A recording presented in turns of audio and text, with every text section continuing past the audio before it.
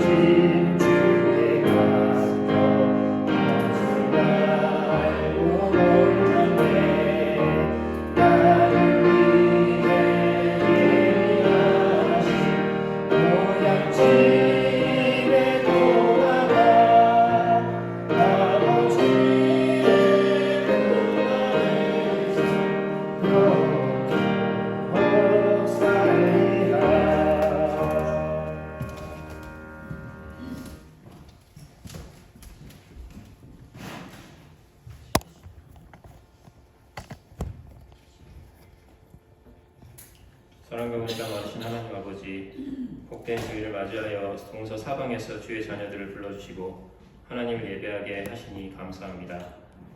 한 해를 마무리하는 마지막 주일을 맞이하여 선물로 주신 2024년 한 해 저희들을 주의 날개 아래 지키고 보호하여 주신 은혜 감사와 영광을 올려드립니다. 우리의 힘으로 한 것은 하나도 없고 주님의 은혜가 아니면 살 수 없었던 시간들이었습니다. 지나왔던 발걸음 중에 안목의 정욕과 육신의 사랑으로 우상 삼으며 미련하고 연약한 옛사람의 습관을 모두 깨끗이 씻어주시고 새해에는 모든 삶 가운데 하나님의 주권을 인정하며 믿음을 지켜 환난 중에도 인내하며 모든 시험을 이기고 하늘 소망을 고대하며 주와 함께 승리하게 하옵소서. 주님, 이 시간 우리나라와 민족을 위해 기도드립니다. 역사의 주관자이신 하나님 아버지, 지금 우리 조국은 최고 위정자의 공백으로 인해 세상의 질서가 흔들리고 많이 혼탁한 상황입니다. 설상가상으로 어제는 충격적인 항공기 추락사고로 인해 꽃다운 179명의 생명이 희생되는 끔찍한 참사가 있었습니다. 열심히 살아온 2024년을 차분히 정리하고 다가올 희망찬 2025년을 맞이해야 하는 상황에서 우리 조국에서 들려오는 암울한 소식으로 인해 너무도 슬프고 마음이 무겁습니다.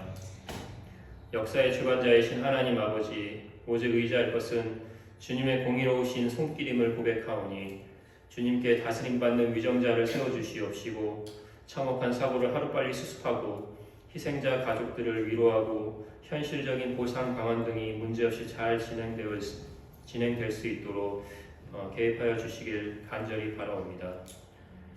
오늘 예배를 위해 기도드립니다. 이 시간 생명의 말씀을 들고 단위에 세우신 정박호 목사님께 성령 충만함을 허락하시어 진리의 말씀이 은혜롭게 선포되고 우리 모두 아멘으로 화답될 수 있기를 소망합니다. 또한 여타의 사정으로 함께하지 못하는 지체들도 어디에 있든 동일한 은혜를 받을 수 있게 하여 주시옵시고 예배를 준비하는 많은 손길들이 있사오니 그 수고를 또한 기억하여 주시옵소서. 이 모든 말씀 우리를 죄악 가운데서 구원하신 우리 주 예수 그리스도의 이름으로 기도드립니다. 아멘.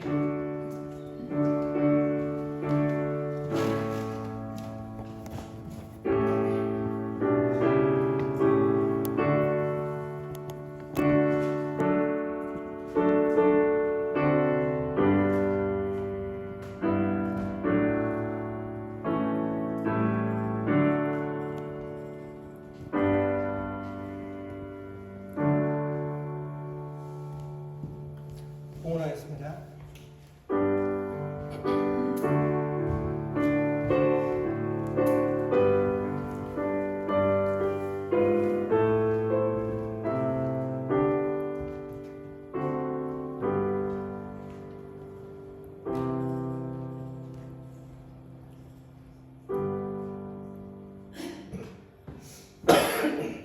기도하겠습니다.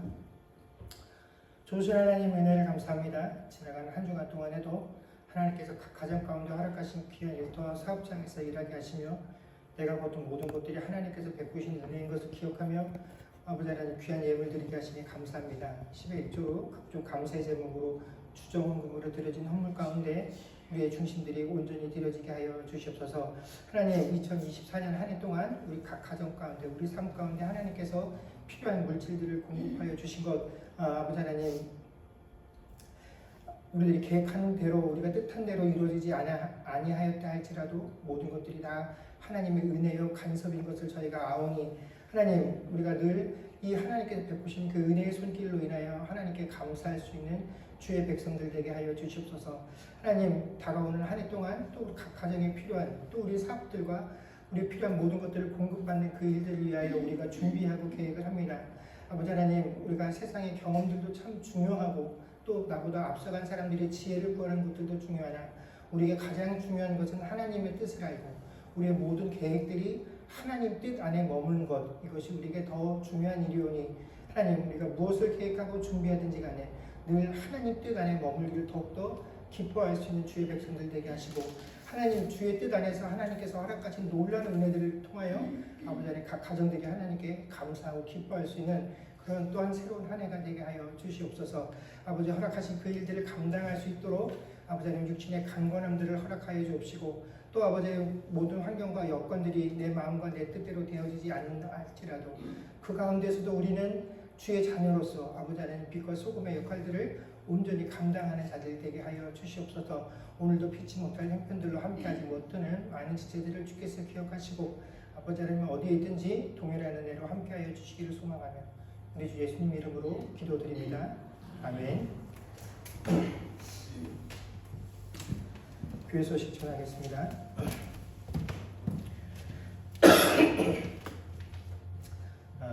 지난 주간에 우리 정만희 성도님께서 귀국을 하셨습니다. 그래서 이제 그 영주권 문제가 잘 해결이 되셔서 귀국을 하셔서 되게 감사를 드리고 또 이 일들을 위해서 애쓰고 기도해 주시고 마음 써주신 모든 교우분들에게도 감사를 드립니다. 우리 지난주부터 저희 찬양팀으로 우리 최은준, 윤문석 집사님 가정이 함께 동역을 해주셔서 되게 감사하게 생각을 합니다. 예, 오늘 그 갑작스럽게 그 프린터기구 고장 문제를 일으켜서 주보를 프린터를 못했습니다. 안내 말씀을 드리고요. 하나님 말씀 보겠습니다. 하나님 말씀은 누가복음 3장 3절에서 14절까지 말씀입니다.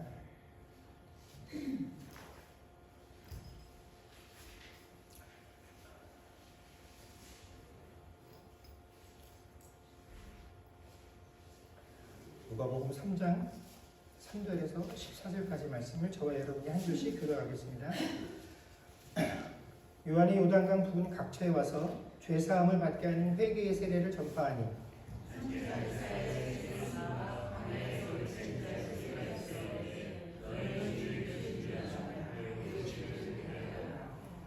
모든 골짜기가 메워지고 모든 산과 작은 산이 낮아지고 굽은 것이 곧아지고 험한 길이 평탄하여질 것이요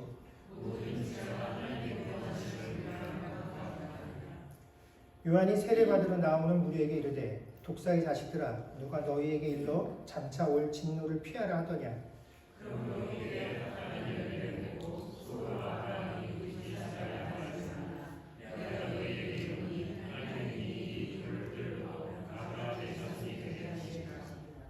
이미 도끼가 나무 뿌리에 놓였으니 좋은 열매 맺지 아니하는 나무마다 찍혀 불에 던져지리라. 대답하여 이르되 옷 두 벌 있는 자는 옷 없는 자에게 나눠줄 것이요 먹을 것이 있는 자도 그렇게 할 것이니라 하고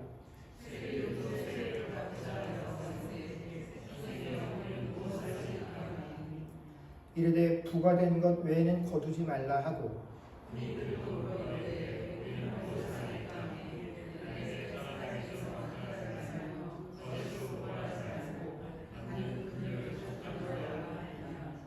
아멘.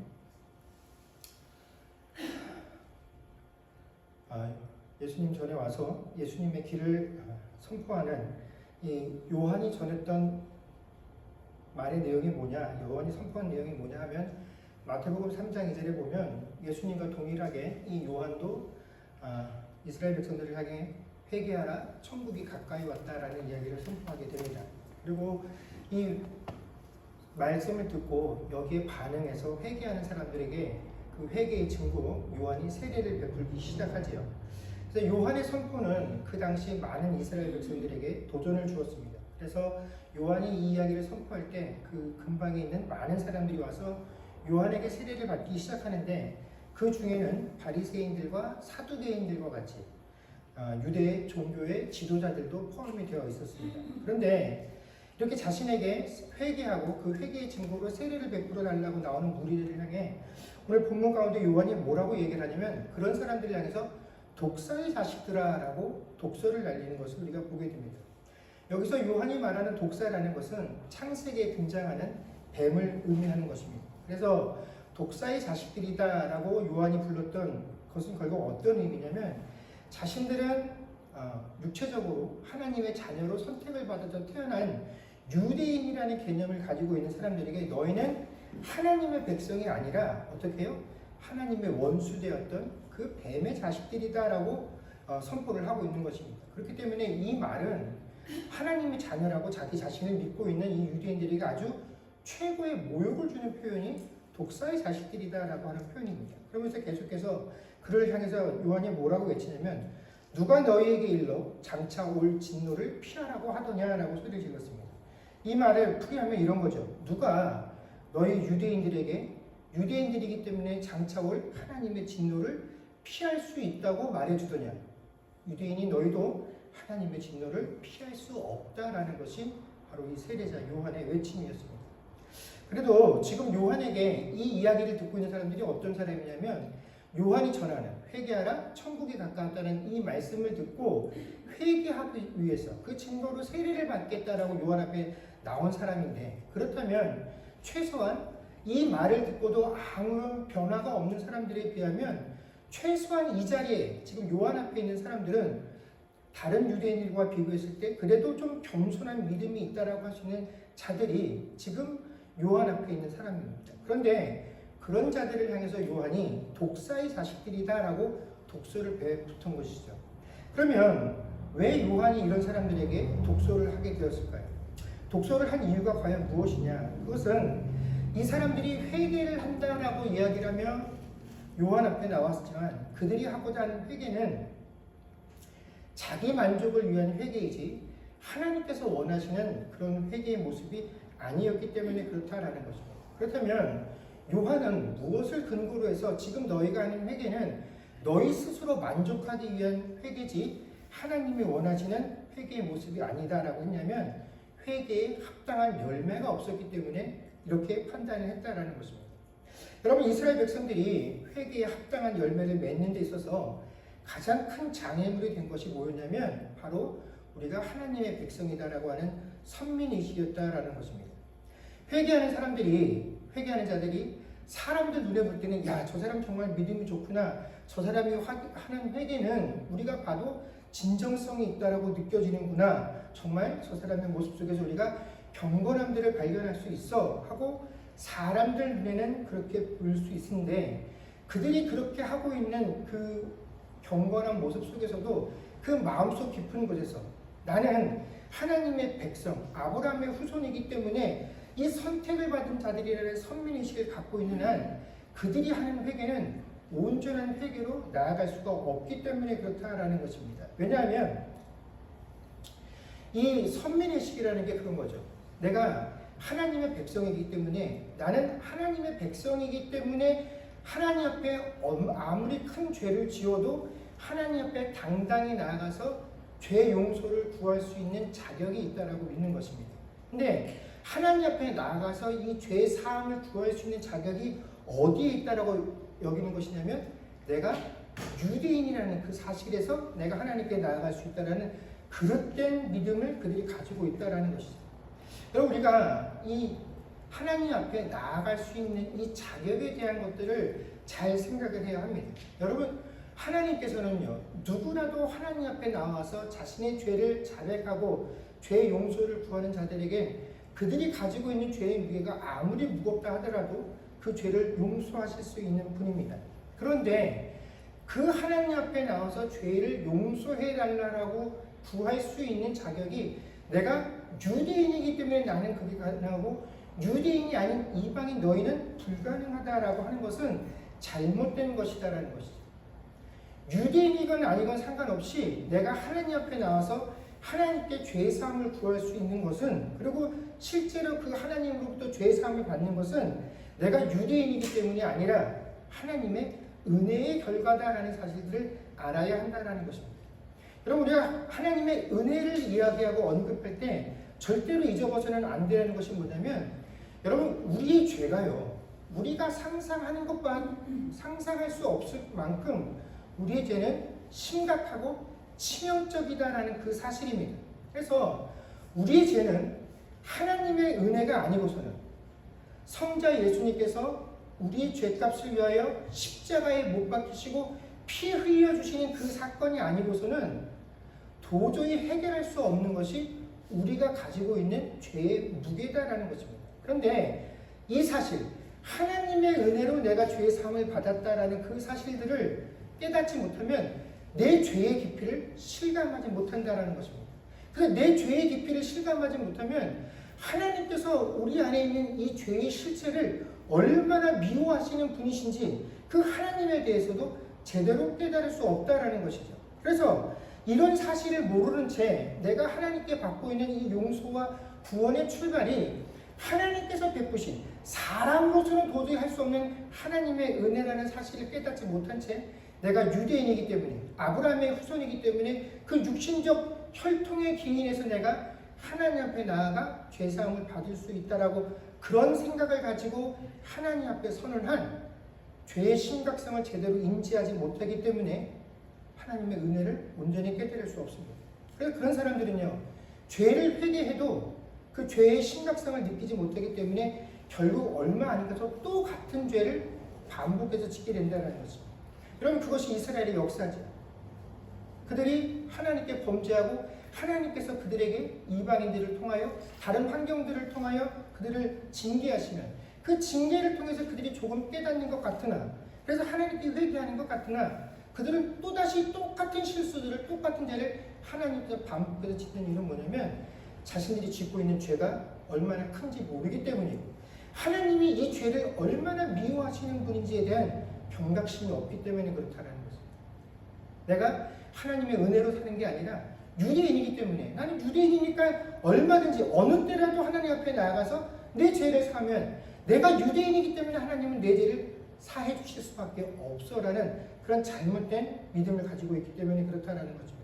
그래서 요한은 그 자신에게 회개의 증거로 세례를 받기 위해서 나오는 사람들에게 뭐라고 말하냐면 자신들의 죄 사함의 증거를 죄로부터 떠났다라는 것으로 증명하라고 이야기를 합니다. 너희가 죄 사함을 받았다라는 걸 아브라함의 후손이기 때문에 이게 가능하다라고 말하지 말고 너희가 지금까지 지었던 그 죄의 모습으로부터 떠나는 것으로 너희가 진짜 하나님께 죄사함 받았다라는 것을 증명하라라고 그렇게 얘기하면서 뭐라고 말하냐면 하나님께서 원하시면 길가의 돌들도 어떻게 해요? 아브라함의 자손을 삼으실 수 있다라는 것입니다. 아브라함의 자손 되는 게 그게 그 대단한 일이 아니다라는 것입니다. 사람 발에 치이는 돌들도 하나님께서 마음 먹으시면 얼마든지 그렇게 하실 수 있다라는 것입니다. 그러면서 그런 내용을 더 확장해서 6절에 보면 모든 육체가 하나님의 구원하심을 보리라라고 이야기를 합니다. 여기서 모든 육체는 이 유대인을 넘어서서 그들이 이방인이라고 손가락질하고 편가름을 하는 그 모든 사람들이 다 하나님의 구원 역사 안에 들어와 있다라는 것입니다. 즉 구원이라는 것은 유대인에게만 한정되어진 것이 아니라 모든 민족에게 열린 것. 그래서 아브라함의 후손이라는 것은 아무것도 보장해 줄 수 없다라는 것. 이것이 바로 그 앞에 회개를 하겠다라고 나온 이들에게 외친 세례자 요한의 외침의 내용이다라는 것입니다. 그럼 우리가 이런 내용이 아니더라도 회개를 하죠. 우리가 수도 없이 회개들을 하지 않습니까? 그런데 우리가 하고 있는 회개의 중심은 뭐냐면 감정과 마음의 문제다라는 것입니다. 우리가 하나님 앞에서 얼마나 눈물을 흘렸느냐, 내가 얼마나 절구했느냐, 얼마나 오랫동안 하나님 앞에 엎드려져 있었느냐 하는 것들을 가지고 우리는 그 회개의 진정성 등을 평가하려고 합니다. 그러나 오늘 본문에 진정한 회개, 너희가 회개에 합당한 열매를 맺으라라고 요한이 이스라엘 백성들에게 외쳤을 때 이 요한의 외침을 들은 백성들의 반응을 보십시오. 너희가 회개에 합당한 열매를 맺으라는 이 말을 들었을 때 이 백성들이 그 자리에서 꼬꾸라져서 눈물을 흘리며 절구하면서 하나님 우리의 죄를 용서해 주십시오라고 외친 게 아니라 그들이 이러한 요한의 외침을 듣고 뭐라고 반응을 하냐면 그러면 우리는 무엇을 하리이까라고 그 회개 요구에 반응을 했다라는 것입니다. 즉 하나님께서 우리에게 요구하시는 회개는 감정의 변화를 촉구하는 것이 아니라 우리가 무엇을 해야 되는지 우리 행동의 변화를 촉구하는 게 이 회개의 본래 의미이다라는 것입니다. 그래서 이렇게 회개하기 위해서 나왔던 백성들의 물음에 대한 답변이 11절에서 14절의 내용이죠. 요한은 이 11절에서 14절 말씀을 통해서 너희가 회개한다라고 한다면 어떻게 해야 되는지 구체적으로 어떻게 살아야 하는지를 예를 들어서 설명을 합니다. 그러면서 옷 두 벌이 있는 자는 옷 없는 자에게 나눠주고 먹을 것이 있는 자도 그렇게 하라고 이야기를 합니다. 또 세리들은 부과되는 것 외에는 거두지 말고 군인들에게는 강탈하지 말고 거짓으로 고발하지 말고 받는 급료로 족한 줄 알라라고 이야기를 합니다. 그럼 이것은 회개가 단순히 세상에서 말하는 것처럼 우리가 믿는 사람이니까 안 믿는 사람보다 더욱더 도덕적이고 양심적인 삶을 살아야 한다라고 이야기하는 것은 아닙니다. 왜냐하면 우리도 잘 알죠. 세상에 많은 신자들이 안 믿는 사람들보다 훨씬 더 비도덕적이고 비양심적인 삶을 살고 있다는 것. 믿지 아니하는 자들 중에 믿는 사람들보다 훨씬 더 도덕적이고 양심적인 삶을 사는 사람들이 많다는 것을 우리가 이미 삶의 경험들을 통해서 알고 있기 때문에 단순히 우리에게 믿지 아니하는 사람들보다 더 도덕적이고 양심적인 삶을 살아라라고 요구하는 것은 아닙니다. 그렇다면 도대체 세례자 요한이 말하고자 하는 의미가 무엇이냐? 그가 요구하는 것이 세상에서 말하는 그런 양심들과는 도대체 어떠한 차이가 있느냐 하는 것입니다. 여러분 예수님 시대 때 세리란 단순히 그 세금을 추징하는 일을 하고 있는 사람들을 말하는 것이 아닙니다. 그 직업을 의미하는 것이 아니죠. 여러분 예수님 시대 때 세리란 어떤 사람들을 총칭하는 거냐면 자신이 가지고 있는 지위를 가지고 불법적으로 남의 돈을 갈취하는 자들입니다. 여러분 장사꾼들이 이문을 속이거나 상품의 품질을 속여서 더 많은 이문을 취하는 것도 나쁜 일이지만 우리가 상인들이 그렇게 하는 것들은 뭐 그럴 수 있다라고 얼마든지 이해하고 넘어갈 수 있습니다. 그런데 세리는 어떤 겁니까? 그에게 권력을 주는 것이죠.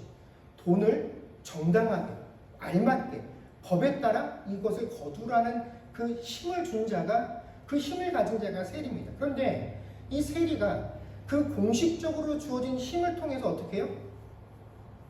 법대로 거두는 것 이상을 갈취하는 것. 그래서 그렇게 하는 과정 중에서 한 사람의 인생, 한 사람의 생명, 한 사람의 인격, 그 돈에 걸려서 가족들이 파괴되는 일들도 서슴지 않고 했기 때문에 그 당시에 세리들이 손가락질과 비난을 받았는데, 바로 그렇게 하지 말라라는 건 세리를 통해서 말씀하시는 겁니다. 그럼 군인들은 또 어떤 존재입니까? 고대 군인들은요, 지금처럼 나라와 국민을 지키는 것이 목적이었던 집단이 아닙니다. 그 당시에는 가장 강력한 경제활동이 이웃나라를 침략해서 어떻게 하는 겁니까? 그 나라를 강탈해서 재물을 뺏어서 오는 게 그 당시, 예수님 당시에 경제적으로 부유를 누릴 수 있는 가장 확실한 방법이었다는 거죠. 그래서 그 일을 하도록, 다른 나라를 침략하고 그것들을 뺏어 오도록 힘을 주고 권세를 맡긴 게 군대이죠. 그래서 그들은 그 정해진, 맡겨진 권세와 무력들을 가지고 적을 압박하고 무찌르고 그들의 소유를 강탈해 오는 게 인정되는 사람들이었습니다. 그런데 문제는 뭐냐면, 이 적이라는 게 오늘날처럼 명확하게 내 나라, 내 국민은 적이 아니고, 내 나라, 내 국민은 보호하고 나머지가 적이 아니라, 이 군인들이 그 힘을 가지고 어떻게 합니까? 적은 내 마음에 들지 않는 게 적이다라는 것입니다. 그래서 왕도 내 마음에 들지 않으면 적이 돼요. 국민들도 내 마음에 들지 않으면 적이 돼요. 그래서 자기 가지고 있는 이 무력이라는 힘을 가지고 자기가 스스로 내 적을 구분하는 거죠. 그래서 그 적, 나의 적이 된다고 한다면 그 사람들을 향해서 내게 주어진 무력을 함부로 사용해서 내가 원하는 것들을 취하는 존재가 예수님 시대의 군인들의 특징이었다라는 것입니다. 즉, 내 이익에 따라서 내 적이 수시로 바뀌고 그 적을 무력을 토대로 해서 제압하고 내가 원하는 것들을 챙기는 것, 이것이 바로 군인의 모습이다라는 것입니다. 그래서 그 당시에 그렇게 힘을 가지고 내가 아닌 적을 규정하고 그 적을 제압했었던 그 모든 힘을 토대로 하고 있는 사람들을 다 함축해서 한 것이 군인이다라는 것입니다. 여러분, 이런 사람들, 내게 주어진 권력과 내게 주어진 권세들을 통해서 돈을 더 얻기 위해서 상대방들을 착취하는 사람들, 또 내게 주어진 이 권력과 세상적인 힘들을 가지고 내 적을 무찌르는 데 그것들을 사용하는 사람들, 여러분, 이런 사람들은 현대 교회에도 넘쳐납니다. 여러분, 교회 다니는 교인들만 하나님을 두려워하고 이 말씀을 마음에 깊이 새겨서 이렇게 살지 않겠다라고 했으면 여러분, 세상이 지금보다 훨씬 좋아졌을 거예요. 그러나 어떤 모든 사람이라고 할 수는 없겠으나 많은 신자들이 여전히 세상을 살아가면서 하나님께서 내게 공식적으로 맡긴 세상의 권세와 힘들을 다 나를 위해서, 내 유익을 위해서 사용하지, 오늘 주님께서 너희가 회개한 사람이라고 한다면 이렇게 살아라 라고 한 그 모습에 합당하게 따라 살지 않는다라는 것입니다. 그래서 오늘 주님께서 우리가 말씀하시는 건 뭡니까? 돈을 위해서 다른 사람들의 삶을 파괴하는 그런 일을 서슴지 않고 하는 일들에게 너희들에게 법으로 정해놓은 것 외에 너희가 가질 수 있는 것들 외에는 너희가 요구하지 말라라는 것입니다. 어떻게 하면 내가 그것을 가질 수 있을 것인가 꿈꾸고 기대하지 말라라는 것입니다. 그런 방법을 찾지 말라라는 것입니다. 또 너에게 주어진 권세와 힘들을 가지고 네 마음에 들지 않는다고 모든 사람을 네 적으로 규정을 해서 그 적들에게 주어진 것들을 빼앗는 것들을 당연한 것으로 여기는 그런 삶을 살지 말라라는 것입니다. 세상에 주어진 가치관과 기준에 따르면 그렇게 사는 건 뭐가 그렇게 크게 문제가 되겠습니까? 나는 다른 사람들이 짓밟고 그 사람 머리 위에 서서 그들이 가진 것들을 내가 누리면서 나에게 아부하는 사람, 나에게 아첨하는 사람에게 조금씩 나눠주는 그 삶을 살면서 야, 하나님께서 함께 하시니까 저렇게 복을 주시는구나, 그런 이야기 듣는 것이 훨씬 더 복되다라고 생각하는데 그렇게 생각하지 말라라는 것입니다. 하나님께서 그것을 기뻐하지 아니하신다라는 것입니다. 세상의 가치관을 포기하라는 것입니다. 즉, 요한의 가르침은 사람이 가지고 있는 그 목표들을 이루기 위해서 하나님께서 너희들에게 허락하신 그 모든 힘과 에너지를 쏘아붓는 그런 삶의 본질에서 벗어나라는 것입니다. 그것들의 형태를 바꾸라는 것입니다. 그래서 11절 보십시오. 여러분, 만약에 내 수중에 옷이 2벌밖에 없는데 옷이 없는 사람에게 그것을 나누어 주라고 한다면 여러분, 그 하나님의 요구는 단순히 옷 한 벌을 그에게 주라는 것이 아니라 뭡니까? 내 소유의 반을 포기하라는 것입니다. 옷이 두 벌밖에 없는데 옷을 나눠주라는 건 뭡니까? 내 소유의 반을 포기하라는 겁니다. 먹을 것이 있는 사람들에게도 마찬가지입니다. 내 먹을 것의 소유의 절반을 포기하라는 것입니다. 이처럼 엄청난 자기 희생과 변화를 의미하는 것이 바로 세례 요한이 말하고 있는 회개의 참 의미다라는 것입니다. 여러분, 회개는 이런 것입니다. 하나님 앞에서 하나님께서 잘못했다고 말하니까 하나님 잘못했습니다 하고 몇 시간씩 엎드려 눈물을 흘리며 싹싹 비는 것이 아니라 하나님이 잘못했다고 말씀하시니 내가 지금까지 가지고 있었던 내 판단과 내 방법과 내 이유를 이제 내 삶에서 포기하는 것들입니다.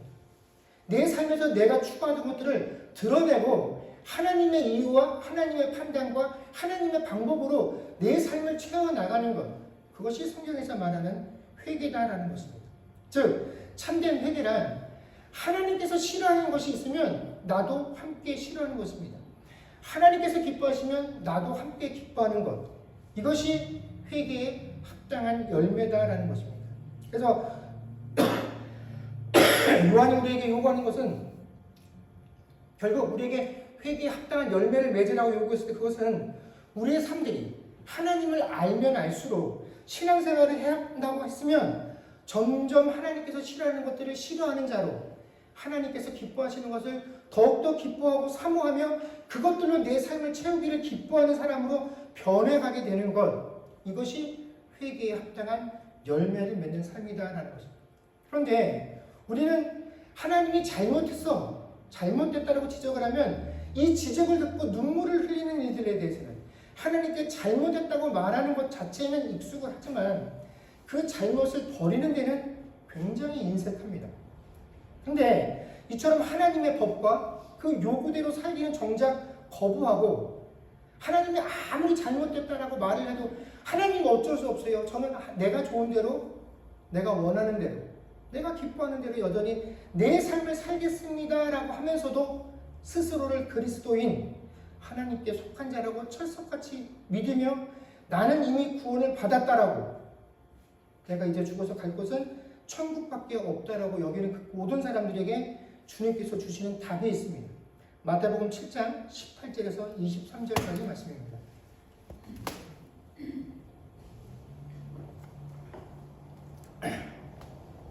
우리 같이 읽도록 하겠습니다. 읽겠습니다. 시작. 좋은 나무가 나쁜 열매를 맺을 수 없고 못된 나무가 아름다운 열매를 맺을 수 없느니라. 아름다운 열매를 맺지 아니하는 나무마다 찝혀 불에 던져지느니라. 이러므로 그들의 열매로 그들을 알리라. 나더러 주여 주여 하는 자마다 다 천국에 들어갈 것이 아니요 다만 하늘에 계신 내 아버지의 뜻대로 행하는 자라야 들어가리라. 그날에 많은 사람이 나더러 이르되 주여 주여 우리가 주의 이름으로 선지자 노릇하며 주의 이름으로 귀신을 쫓아내며 주의 이름으로 많은 권능을 행하지 아니하였나이까 하리니 그때 내가 그들에게 밝히 말하되 내가 너희를 도무지 알지 못하니 불법을 행하는 자들아 내게서 떠나가라 하니라. 아멘. 여러분 18절과 18절의 말씀은 우리가 다시 설명할 필요가 없을 만큼 인과적으로 논리적으로 딱 떨어져 맞는 말씀입니다. 예수님께서 우리에게 이렇게 말씀하시는 거죠. 저 나무가 어떤 나무인지, 좋은 나무인지 나쁜 나무인지 나무 자체만 봐서는 구분할 수 없지만 그게 좋은 나무인지 나쁜 나무인지 뭐로 알 수 있다고요? 열매로 알 수 있다라고 말씀하셨습니다. 그러면서 뭐라고 말씀하시냐면 아름다운 열매를 맺지 아니하는 나무를 어떻게 해요? 찍어서 다 불에 던지겠다라고 말씀하시면서 나쁜 나무가 아름다운 열매를 맺을 수 없다라고 말씀하셨습니다. 좋은 나무는 마땅히 아름다운 열매를 맺을 수밖에 없다라고 말씀하셨습니다. 중간에 어떤 우리가 말하는 예외적인 규칙이 있을 수 없다라는 것이에요. 그렇기 때문에 정말 우리에게 중요한 것은 뭐냐면 과연 우리가 무엇을 보고 이 나무가 좋은 나무인지를 판단할 때 그 아름다운 열매가 과연 무엇이냐 하는 것인데 여러분 그 아름다운 열매가 주님께서 말씀하시는 것과 우리가 생각하는 것과 같지 않다라는 것에 심각성이 있다는 것입니다. 오늘 읽었던 이 마태복음 7장에 비유해보면 사람들이 와서 말하죠. 선지자 노릇도 했고 귀신을 쫓아냈고 주의 이름으로 권능을 행하는 자들이 자신들이 세상을 살면서 이런 이 모든 것들을 이런 것이야말로 하나님이 말씀하시는 아름다운 열매 아니겠습니까? 그러니 내가 이런 것들을 행했으니 나는 좋은 나무일 수밖에 없습니다. 하고 이것들을 증거 삼아서 하나님 앞에 하나님 저야말로 하나님의 진정한 백성이고 아버지 나라에 들어갈 자격이 있습니다. 라고 주장을 하는 것입니다. 오늘로 치자면 이런 거죠. 주님 앞에 서서 주님 내가 살아있을 때 목사였습니다. 저는 장로였습니다. 저는 권사였습니다. 제가 얼마나 능력이 있었냐면요. 제가 기도하면 아픈 사람도 고쳐줬고요. 어려운 일이 있다고 기도 부탁하는 사람이 있어서 제가 그분을 위해서 기도해주면 그 어려운 일이 해결된 적도 있었습니다. 제가 교회 헌금은 또 얼마나 많이 냈는데요. 제가 저희 교회 11조 넘버1이었습니다. 저희 큰 교회에서 제 손길을 거쳐가지 않은 기간이 없습니다. 주님, 저는 또 많은 선교사들을 후원했고 교회 건축을 위해서, 교회 개척을 위해서 정말로 제가 힘에 붙일 만큼 제 모든 노력들을 들여 그 일들을 감당해 왔습니다. 주님, 이 정도 되면 제 평생에 얼마나 아름다운 열매를 많이 맺었는지 주님도 인정하실 수 있겠죠. 그런데 이렇게 저희가 봤을 때 전혀 나쁘지 않아요. 문제될 것이 없어요. 저희도 그런 삶을 살았으면 좋겠습니다 싶은 그런 것들을 당당하게 주님 앞에 내어놓으며 주님 이렇게 내가 아름다운 열매를 맺으며 살았습니다라고 그것을 증거로 내놓은 사람들에게 예수님께서 뭐라고 대답을 하시냐면 내가 언제 너희들에게 그런 걸 행하라고 한 적이 있었더냐 라고 대답을 하십니다. 하나님은 너희에게 한 번도 그런 걸 요구한 적이 없다라고 하십니다. 우리가 열매라고 내세우고 자랑하는 것 내가 너희들에게 그런 일 하라고 한 번도 요구한 적이 없다. 하나님께서 너희들에게 요구한 것은 아버지의 뜻대로 행하라는 것이었지 너희가 하고 싶고 너희가 자랑하고 싶은 그 일들을 너희 마음껏 하다가 그것들을 증거 삼아 내게 오라고 한 적이 없다라고 말씀하신다라는 것입니다. 여러분 이게 어떤 차이가 있는지 한번 잘 생각해 보십시오. 여러분 우리가 성경을 읽으면 하나님께서 우리가 행하라, 행하지 말라 라고 요구하시고 말씀하신 명령들이 굉장히 많이 있습니다. 우리가 그것들을 다 기억할 수 없죠. 근데 성경은요 참 친절하게도 우리에게 그 많은 하나님의 명령들 중에서 이것이 하나님께서 우리에게 주신 모든 계명 중에 첫 번째 되는 것이다 라고 딱 찍어서 우리에게 골라주신 내용이 있습니다. 뭐겠습니까? 하나님을 사랑하고 내 이웃을 내 몸과 같이 사랑하라는 것이 하나님께서 우리에게 주신 모든 명령에 우선하는 것이다 라고 딱 찍어서 말씀해 주셨습니다. 그러나 정작 교회 안에서조차 이 명령은, 이 기본적인 명령은 지켜지지 않습니다. 여러분 원수를 사랑하는 일은 우리에게 너무 어려운 일이죠. 우리 중에 원수를 사랑하지 못하는 걸로 하나님 앞에 땅을 치며 통곡하는 사람들이 과연 얼마나 있겠습니까? 그 원수가 흥하게 해달라고 간구하는 자들이 얼마나 있겠습니까? 여러분 이런 일은 시도하는 사람도 많지 않아요. 근데 하물며 같은 교회 안에 있어도 같이 믿는 자라고 해도 그 사람은 내 이웃이라고 생각하지 않아요. 하나님께서 만들어주신, 맺어주신 지체의 형제 자매라고 하지만 그런 존재들까지도 나와 생각이 다르면, 태어난 고향과 출신이 다르면 그 출신 때문에 이유가, 출신이 나와 다르고 내가 미워하는 곳에 출신이라는 이유 하나만으로 그들을 저주하고 미워합니다. 편가름합니다. 미워합니다. 배척합니다. 그러면서도 하나님의 계명대로 살지는 못하는데 하나님 내게 주신 것으로 이렇게 하며 살았습니다라고 그걸 근거로 내미는 자들에게 이처럼 주님의 명령을 따르는 일에는 아무런 관심이 없으면서 오로지 내가 한 공로와 헌신들을 하나님 앞에 내세우며 나 같은 사람이 하나님 나라에 들어갈 자격이 없다면 누가 들어갈 수 있겠습니까? 라고 말하는 이들에게 엄중히 예수님께서 이렇게 말씀하십니다. 그때 내가 그들에게 밝히 말하되 내가 너희를 도무지 알지 못하니 불법을 행하는 자들아 내게서 떠나가라 하니라. 아멘. 그러면 기도하고 금식하고 봉사하고 헌신하는 것이 불법이라는 것이 아닙니다. 하나님 아버지 뜻대로 행하지 않는 것이 불법을 행하는 것입니다. 이런 자들은 불법을 행하는 자라고 말씀하시면서 너희가 아무리 너희 스스로 정한 규칙들을 따라서 내가 이렇게 노력하고 헌신하고 애쓰고 하나님을 위해서 노력했습니다라고 말해도 내가 너희에게 하라고 하는 일들을 너희가 행하지 않았기 때문에 너희들은 뭡니까? 다 불법을 행한 자입니다. 여러분, 사람들이 좋다고 하니까 목사가 말했다고 해서 그게 다 하나님 뜻이 아닙니다. 하나님의 뜻은 성경에 나와 있어요. 여러분, 다윗이 성전을 짓겠다고 했을 때 하나님께서 뭐라고 하셨습니까?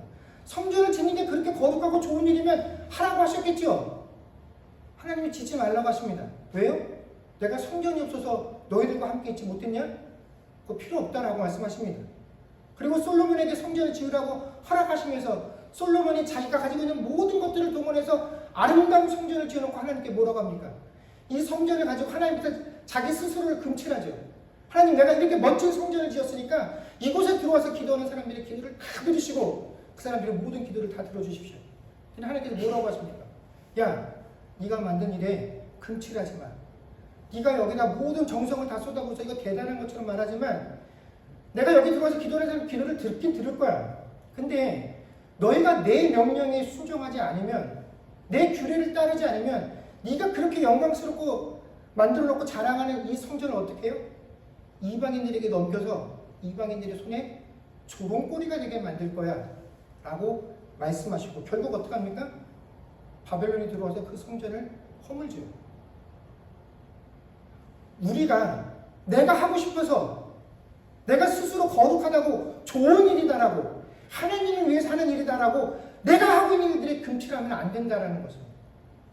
우리는 명백하게 하나님께서 우리에게 요구하시는 것을 따라가야 하는 그 삶 속에 있는 자들입니다. 그것을 행하지 아니하면 내가 하고 싶은 일을 아무리 많이 했어도 하나님 앞에서 뭡니까? 불법을 행하는 자들입니다. 마지막 때에 어떻게 하시겠다고요? 내가 다 쫓아내겠다라고 말씀하십니다. 난 너희 같은 사람 모른다라고 말하겠다라고 말씀하십니다. 여러분, 이게 우리가 이 말씀을 정말 하나님께서 내게 주신 말씀이다라고 생각을 하면 여러분, 우리가 이 말씀을 굉장히 무겁게 대해야 합니다. 내가 이 땅을 살아가면서 내게 주어진 물질, 육신, 건강, 시간 다 들여서 나는 하나님을 위해서 헌신한다라고 아름다운 열매를 맺는 삶이다라고 이 땅에서 살아왔는데 그것들을 가지고 주님 앞에 섰더니 주님이 불법을 행하는 자들아 내가 너희를 도무지 알지 못하노라. 내가 언제 그런 거 나한테 달라고 그랬니? 네 이웃을 사랑하려니까? 근데 그 간단한 것도 못하면서 나에게 바친 것을 가지고 자꾸 자랑하지 말라. 난 너희들에게 그런 걸 요구한 적이 없다라고 말씀하신다는 것입니다. 그럼 우리가 하나님께 회개한다라고 말할 때 우리의 회개를 자꾸 화장실에 가는 것처럼 사용들을 합니다. 내 안에 나쁜 것들이 가득 쌓였어요. 근데 화장실에 가서 그 더러운 것들을 다 쏟아냅니다. 그리고 화장실의 버튼 한 번을 눌러서 그 모든 것들이 내 눈앞에서 안 보이는 곳에서 깨끗하게 사라지고 나면 나는 깨끗한 사람인 걸로 알아요. 내 몸 안에 더러운 것들을 다 배설해냈고 그 더러운 것들도 내 눈앞에 보이지 않고 물속에 다 흘러가 버렸기 때문에 나는 문제가 없는 깨끗한 사람. 그리고 나서 화장실 밖으로 나와서 일상으로 돌아가면 어떡합니까? 우리가 또다시 먹고 즐기면서 우리 몸 안에 노폐물을 짰듯이 우리는 한 번 그렇게 하나님께 회개하고 나서 밖에 나와서 그 전과 똑같은 삶을 되풀이합니다. 죄악거리를 계속 하나님 앞에 쌓아요. 그리고 또 와서 이 배설물을 쏟아내듯이 하나님 앞에서 눈물을 흘리고 잘못했습니다 이야기를 합니다. 근데 여러분, 반복되는 것은 회개가 아닙니다. 회개에는 합당한 열매가 있어야 하는 법이기 때문에 그렇다는 것입니다. 여러분, 우리가 회개에 합당한 열매를 맺지 못한다라고 한다면 그것은 요한에게 책망을 받았던 유대인들의 모습과 전혀 다를 것이 없습니다. 여러분, 8절 말씀에 보면 요한이 내가 너희에게 이르노니 속으로 아브라함이 우리 조상이라 말하지 말라. 내가 너희에게 이르노니 하나님이 능히 이 돌들로도 아브라함의 자손이 되게 하시리라라고 하는 이 말씀에 아브라함의 후손이라는 이야기를 빼고 그리스도인이라는 제목을 넣으면 이렇게 됩니다. 속으로 내가 그리스도인이라고 말하지 말라. 내가 너희에게 이르노니 하나님이 능히 이 돌들로도 그리스도인이 되게 하시리라. 이제 2024년 한 해가 저물어가고 있습니다. 이제 우리가 한 해를 마감하고 새로운 한 해를 준비하는 시점에서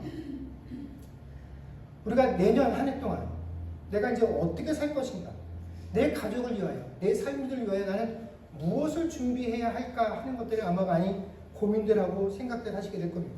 아마 올해도 힘들었지만 내년을 위한 뭔가를 준비하면서 우리들의 마음속에 내가 무엇을 준비하고 무엇을 계획할까 하면 아마 머리가 너무 복잡해지고 한숨들이 더 깊어질지도 모르겠습니다. 왜냐하면 무엇부터 해야 될지, 어떻게 해야 할지, 닥치면 하나님의 은혜로 살아갈 수 있을지 모르겠으나 이것들을 준비한다고 하는 것이 굉장히 어렵고 힘든 일이기 때문에 그렇습니다. 네, 여러분, 우리가 우리에게 주어진 한 해의 삶을 살기 위해서도 내가 무엇을 해야 할 것인가 하는 것들을 준비하고 계획하고 점검들을 하는데, 여러분 그 모든 것들을 계획하고 준비에 앞서서 여러분 내가 한 해를 위해서, 내 삶을 위해서, 내 가족을 위해서 무엇을 준비해야 할까 하는 그 답을 구하기 전에 앞서서 우리가 하나님의 자녀라고 한다면, 정말 그리스도인이라고 한다면 우리는 먼저 참 회개에 합당한 열매들을 맺는 자들이 되어야 합니다. 그러기 위해서 우리가 먼저 하나님께 진지하게, 하나님, 내가 무엇을 구하여야 할까? 무엇을 행하여야 하리이까라고 하는 그 질문들을 하나님께 먼저 던질 수 있어야 합니다. 그리고 거기에 대한 답들을 진지하게 고민하고 여러분들 스스로 그 답들을 만들어야 됩니다. 그것이 바로 회개에 합당한 열매를 맺는 삶일 것입니다. 여러분, 이제 2025년 한 해 우리가 참으로 그리스도인으로서 우리의 삶들이 하나님 앞에서 더욱더 합당한 열매를 맺어가는 그런 삶을 살아갈 수 있는 저와 여러분들이 되어질 수 있기를 주의 이름으로 간절히 축원합니다. 기도하겠습니다.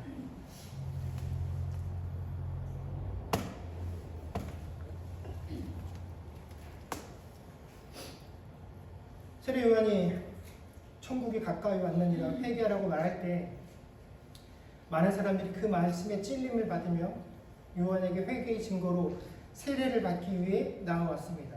그렇게 회개하는 자들 앞에 요한이 그들을 칭찬하고 권면하며 그들의 믿음을 더욱더 북돋아주기보다는 그들을 독사의 자식들이다라고 독소를 알렸습니다. 왜 그랬습니까? 회개에 합당한 열매가 없었기 때문에 그렇습니다. 우리 또한 아버지 하나님, 요한 앞에 선 그 유대인들과 크게 다를 것이 없습니다. 우리도 하나님 앞에 감히 나는 죄가 없어라고 말하는 사람은 없습니다. 우리는 다 죄인이라고 고백을 하며 하나님께서 우리의 죄를 용서하여 주시기를, 내가 하나님 앞에 온전히 회개하고 그 죄의 문제들을 해결한 받기를 원한다라고 하지만 우리 역시 그 회개에 합당한 열매가 없습니다.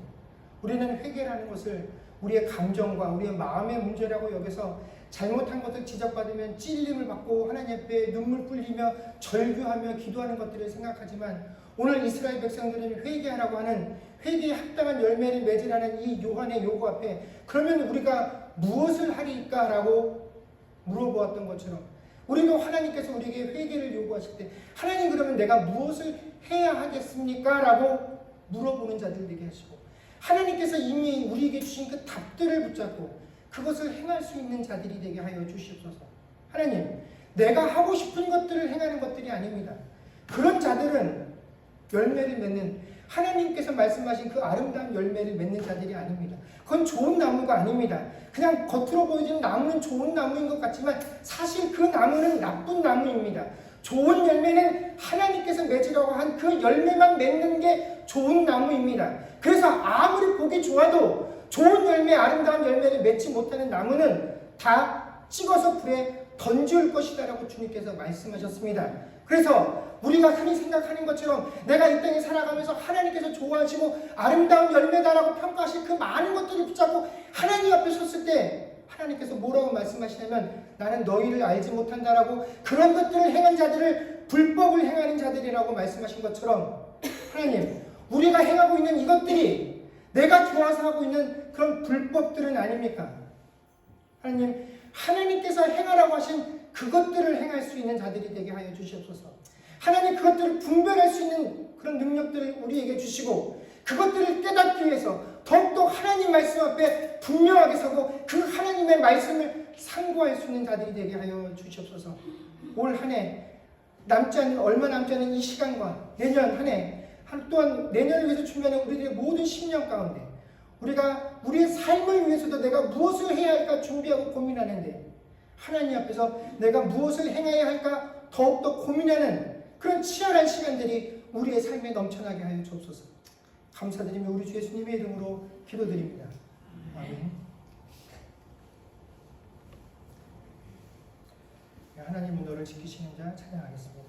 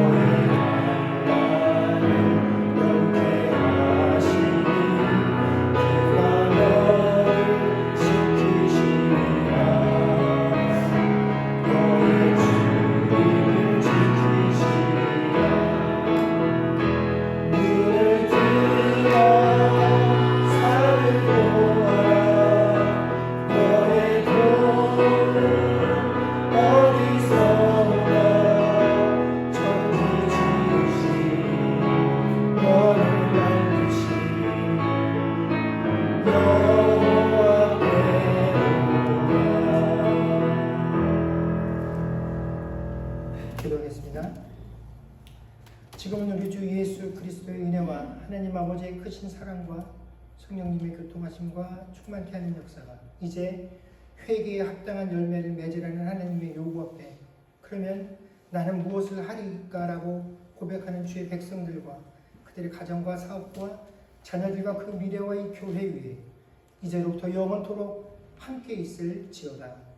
아멘.